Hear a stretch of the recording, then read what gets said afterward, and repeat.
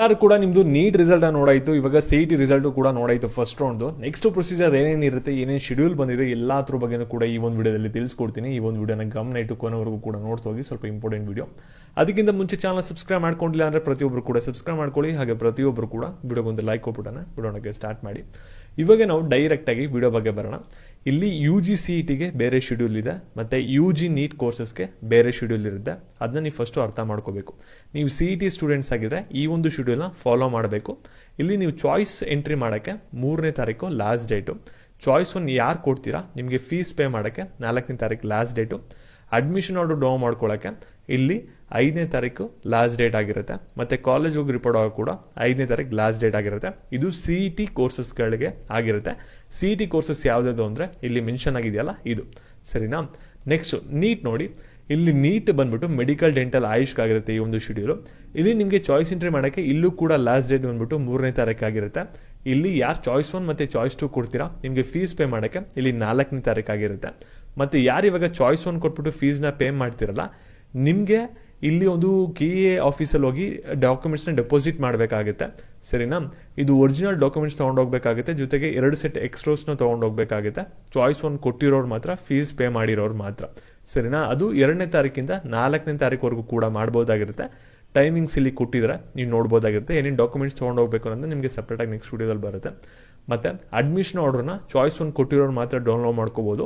Next fees ಎಲ್ಲ pay ಮಾಡಿರ್ತೀರಲ್ವ, ನೀವು documents ಎಲ್ಲ ಡೆಪಾಸಿಟ್ ಮಾಡಿರ್ತೀರಲ್ವ, ನಂತರ ನೀವು ಹೋಗಿ ಕಾಲೇಜ್ ಹೋಗಿ ಅಡ್ಮಿಷನ್ ಹಾಕಿ 5ನೇ ತಾರೀಕು ಲಾಸ್ಟ್ ಡೇಟ್ ಇರುತ್ತೆ, ಸರಿನಾ. ನೆಕ್ಸ್ಟು ಇಲ್ಲಿ ನೀವು ನೋಡ್ಬೋದಾಗಿರುತ್ತೆ. ಇಲ್ಲಿ ನಿಮಗೆ ಚಾಯ್ಸ್ 1, ಚಾಯ್ಸ್ 2, ಚಾಯ್ಸ್ 3, ಚಾಯ್ಸ್ 4 ಬಗ್ಗೆ ಒಂದು ಕ್ಲಾರಿಟಿ ಕೊಟ್ಟಿದ್ದಾರೆ. ಇಲ್ಲಿ ಚಾಯ್ಸ್ 1 ಅಂದರೆ ಸಿಂಪಲ್, ನಿಮಗೆ ಕಾಲೇಜ್ ಇಷ್ಟ ಆಗಿದೆ, ನೆಕ್ಸ್ಟ್ ಕಾಲೇಜ್ಗೆ ಹೋಗಿ ಯಾರು ಅಡ್ಮಿಷನ್ ಆಗಬೇಕು ಅಂತ ಇರ ಚಾಯ್ಸ್ 1 ಕೊಡಿ. ಅದಾದಮೇಲೆ ಚಲನ್ ಡೌನ್ಲೋಡ್ ಮಾಡ್ಕೊಳ್ಳಿ. ಚಲನ್ ಆದಮೇಲೆ ಫೀಸ್ ಪೇಮೆಂಟ್ ಮಾಡಿ. ಫೀಸ್ ಪೇಮೆಂಟ್ ಆದಮೇಲೆ ಅಡ್ಮಿಷನ್ ಆರ್ಡರ್ ಡೌನ್ ಮಾಡಿಕೊಂಡು ಕಾಲೇಜ್ಗೆ ಹೋಗಿ ಅಡ್ಮಿಷನ್ ಆಗಿ CETಲಿ. ಇವಾಗ ಈ ನೀಟಲ್ಲಿ ಏನಾಗುತ್ತೆ ಅಂದರೆ ಫೀಸ್ ಪೇ ಮಾಡಾದ್ಮೇಲೆ ಡಾಕ್ಯುಮೆಂಟ್ನ ಹೋಗಿ ಡೆಪಾಸಿಟ್ ಮಾಡಿ, ಆಮೇಲೆ ಅಡ್ಮಿಷನ್ ಆರ್ಡರ್ ಡೌನ್ ಮಾಡ್ಕೊಳ್ಳಿ, ಆಮೇಲೆ ಕಾಲೇಜ್ ಹೋಗಿ ರಿಪೋರ್ಟ್ ಆಗಿ, ಸರಿನಾ. ಇಷ್ಟೇ ಸಿಂಪಲ್. ನಿಮಗೆ ನೆಕ್ಸ್ಟ್ ರೌಂಡ್ಗೆ ನೀವು ಪಾರ್ಟಿಸಿಪೇಟ್ ಮಾಡೋಕ್ಕೆ ಎಲಿಜಿಬಲ್ ಇರಲ್ಲ. ನೀವು ಇಷ್ಟು ಯಾರು ಕೊಡ್ತೀರಾ ಇವಾಗ ಗಮನ ಇಟ್ಟು ಕೇಳಿಸ್ಕೊಳ್ಳಿ. ಇಲ್ಲಿ ನಿಮ್ಗೆ ಏನಾದರೂ ಮೆಡಿಕಲ್ ಡೆಂಟಲ್ ಆಯುಷ್ ಅಲಾಟ್ಮೆಂಟ್ ಆಗಿದೆ ಅಂದರೆ ಚಾಯ್ಸ್ 2 ಕೊಡ್ತಾ ಇರಾ ಅಂದರೆ ನೀವು ಫುಲ್ ಕಂಪ್ಲೀಟ್ ಫೀಸ್ನ ಪೇ ಮಾಡಬೇಕಾಗುತ್ತೆ. ನಿಮ್ಗೇನಾದರೂ CET ಕೋರ್ಸಸ್ ಅಲಾಟ್ಮೆಂಟ್ ಆಗಿದೆ ಇವಾಗ ಫಸ್ಟ್ ರೌಂಡಲ್ಲಿ, ಅದನ್ನ ಹೋಲ್ಡ್ ಮಾಡ್ಕೋತಾ ಇರಾ ಚಾಯ್ಸ್ 2 ಕೊಟ್ಬಿಟ್ಟು ಅಂದರೆ ನೀವು ಯಾವುದೇ ಥರದ ಫೀಸ್ ಪೇ ಮಾಡೋ ಅಗತ್ಯ ಇಲ್ಲ. ಮತ್ತು ಇವಾಗ ನಿಮಗೆ ಇಂಜಿನಿಯರಿಂಗ್ ಕೋರ್ಸಸ್ ಅಲಾಟ್ಮೆಂಟ್ ಆಗಿದೆ, ಇವಾಗ ನೀವು ಚಾಯ್ಸ್ 2 ಕೊಟ್ಟಿದ್ದೀರಾ, ನೀವು ಯಾವುದೇ ಥರದ ಫೀಸ್ ಪೇ ಮಾಡ್ತಾ ಇಲ್ಲ ಹೋಲ್ಡ್ ಮಾಡ್ಕೊಳ್ಳೋಕ್ಕೆ, ಸರಿನಾ. ಆದರೆ ಇಲ್ಲಿ ಕಾಷನ್ ಡೆಪಾಸಿಟ್ ಫೀಸ್ ಅಂತ ಹೇಳಿದ್ರಲ್ಲ 1 ಲ್ಯಾಕು, ಅದನ್ನ ನೀವು ಕಟ್ಟಬೇಕಾಗುತ್ತೆ. ನೀವೇನಾದರೂ ಇವಾಗ MBBSನ ಸೆಕೆಂಡ್ ರೌಂಡಲ್ಲಿ ಅಟೆಂಡ್ ಮಾಡಬೇಕು ಕೌನ್ಸಿಲಿಂಗ್ನ ಅಂದರೆ, ಸರಿನಾ. ನೆಕ್ಸ್ಟ್ ಇಲ್ಲಿ ಕಾಷನ್ ಡೆಪಾಸಿಟ್ ನಾಟ್ ರಿಕ್ವೈರ್ಡ್ ಅಂತ ಹೇಳಿದರೆ ಡೆಂಟಲ್ ಮತ್ತು ಆಯುಷ್ ಕೋರ್ಸಸ್ಗೆ ನೀವು ನೋಡ್ತಾ ಇರ ಅಂದರೆ ಇವೆರಡು ಕೋರ್ಸಸ್ ಆದರೆ ಮಾತ್ರ ನಿಮಗೆ ಯಾವುದೇ ಥರದ ಕಾಷನ್ ಡೆಪಾಸಿಟ್ನ ಕಟ್ಟ ಅಗತ್ಯ ಇರಲ್ಲ. ಮತ್ತು ಇಲ್ಲಿ ಚಾಯ್ಸ್ 2 ಕೊಟ್ಟಾಗ ಏನಾಗುತ್ತೆ ಅಂದರೆ ಇಲ್ಲಿ ನಿಮಗೆ ಎಕ್ಸಾಂಪಲ್ ಆಗಿ ಒಂದು 50 ಕಾಲೇಜಸ್ನ ಆಪ್ಷನ್ ಎಂಟ್ರಿ ಕೊಟ್ಟಿರ್ತೀರ. ಇಲ್ಲಿ ಫಸ್ಟ್ ರೌಂಡಲ್ಲಿ ನಿಮಗೆ 25ನೇ ಕಾಲೇಜ್ ಅಲಾಟ್ಮೆಂಟ್ ಆಗಿರುತ್ತೆ. ನೀವು ಚಾಯ್ಸ್ 2 ಕೊಟ್ಟಿದ ತಕ್ಷಣ ಏನಾಗುತ್ತೆ ಅಂದರೆ 26ರಿಂದ 50ವರೆಗೂ ಕೂಡ ಕಾಲೇಜ್ ಏನು ಕೊಟ್ಟಿರ್ತೀರಲ್ಲ ಅದು ಆಟೋಮೆಟಿಕ್ ಆಗಿ ಡಿಲೀಟ್ ಆಗುತ್ತೆ. 25ರಿಂದ ಮೇಲ್ಗಡೆ ಇರುತ್ತಲ್ಲ ಆ ಒಂದು ಕಾಲೇಜ್ ಮಾತ್ರ ರಿಮೈನಿಂಗ್ ಆಗಿರುತ್ತೆ. ಮತ್ತೆ ಇಲ್ಲಿ ನಿಮಗೆ ಸೆಕೆಂಡ್ ರೌಂಡಲ್ಲಿ ಏನಾದರೂ ಒಂದು 23ನೇ ಕಾಲೇಜ್ ಏನಾದರೂ ಅಲಾಟ್ಮೆಂಟ್ ಆಯಿತು ಅಂದರೆ 25ನೇದು ಏನು ಸಿಕ್ಕಿರುತ್ತಲ್ಲ ಕಾಲೇಜ್ ಫಸ್ಟ್ ರೌಂಡಲ್ಲಿ ಅದು ಕೂಡ ಆಟೋಮೆಟಿಕ್ ಆಗಿ ಕ್ಯಾನ್ಸಲ್ ಆಗುತ್ತೆ. ಅದು ಫಸ್ಟ್ ರೌಂಡಲ್ಲಿ ಸಿಕ್ಕಿದ್ರೆ ತಿರ್ಗಿ ಸೆಕೆಂಡ್ ರೌಂಡಲ್ಲಿ ಸಿಗಲ್ಲ ಅಪ್ಗ್ರೇಡ್ ಆದರೆ. ಇನ್ ಕೇಸ್ ನಿಮ್ಗೆ ಯಾವುದೂ ಕೂಡ ಕಾಲೇಜ್ ಸಿಕ್ಕಿಲ್ಲ ಅಂದರೆ same serial number 25th college ಏನು ಹೋಲ್ಡ್ ಮಾಡ್ಕೊಂಡಿರ್ತಿರಲ್ಲ ಸೇಮ್ ಅದೇ ರೀ ಅಲಾಟ್ಮೆಂಟ್ ಆಗಿ ರೌಂಡ್ 2 ಅಲ್ಲಿ ಬರುತ್ತೆ. ಇದು ಚಾಯ್ಸ್ 2 ಬಗ್ಗೆ. ಇಲ್ಲಿ ನೆಕ್ಸ್ಟ್ ಇಲ್ಲಿ ಚಾಯ್ಸ್ 3 ಕೊಟ್ಟಿದ್ರೆ ಇಲ್ಲಿ ನೀವು ಚಾಯ್ಸ್ 3 ಯಾರು ಕೊಡ್ತೀರಾ, ಇಲ್ಲಿ ಏನಾಗುತ್ತೆ ಅಂದರೆ 50 ಕಾಲೇಜಸ್ನ ಕೊಟ್ಟಿರ್ತೀರ ಆಪ್ಷನ್ಗೆ. ಇಲ್ಲಿ ಜಸ್ಟ್ 25ನೇ ಕಾಲೇಜು ನಿಮ್ಗೆ ಅಲಾಟ್ಮೆಂಟ್ ಆಗಿರುತ್ತೆ ಫಸ್ಟ್ ರೌಂಡಲ್ಲಿ, 25ನೇದು ಮಾತ್ರ ಡಿಲೀಟ್ ಆಗುತ್ತೆ. 1ರಿಂದ 24 ಕಾಲೇಜ್ ಅದೇ ರೀತಿ ಇರುತ್ತೆ. ನಂತರ 26ರಿಂದ 50ವರೆಗೂ ಕೂಡ ಕಾಲೇಜ್ ಅದೇ ರೀತಿ ಇರುತ್ತೆ. ಇಲ್ಲಿ ನೀವು ಸ್ವಲ್ಪ ರಿಸ್ಕಲ್ಲಿ ಇರ್ತೀರ.